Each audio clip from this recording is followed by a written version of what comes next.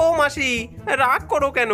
আমরা তো তোমার অতিথি, আর অতিথিকে কেউ এমন করে খেতে বলে, তার উপর আমরা যা শুকনো কাঠি, আমাদের খেলে তো তোমার পেটই ভরবে না, বরং দাঁতে ব্যথা হবে।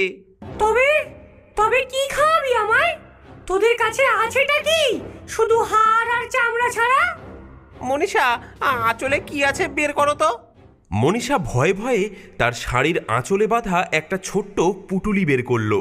তাতে ছিল সামান্য কিছু চাল আর ডাল। মাসি, আমাদের কাছে জিনিস সামান্যই আছে, কিন্তু আমার কাছে এমন একখানা খিচুড়ির গুপ্ত কৌশল আছে, যা খেলে তুমি 3 দিন, হ্যাঁ 3 দিন শুধু ঢেকুর তুলবে। সে যে কি স্বাদ! স্বর্গের দেবতারাও এমন খিচুড়ি চোখে দেখার জন্য হাপিত্যেশ করে। খিচুড়ি? বলিস কি রে? কি কি দিবি তাতে? আমার কড়াই কিন্তু রেডি।